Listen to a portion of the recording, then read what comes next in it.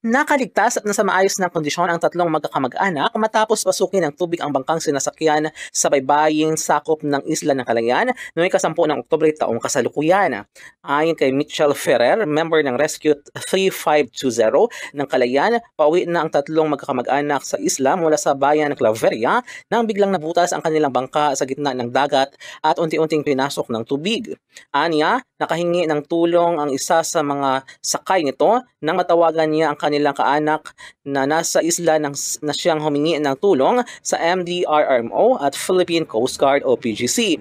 Sinabi ni Ferrer na hindi na nagawang hilain ng kanilang team ang bangka dahil puno na ito ng tubig at magtatakip silim na kung kaya tanging ang mga importanteng gamit na lamang ang naisalba ng mga magkakamag-anak.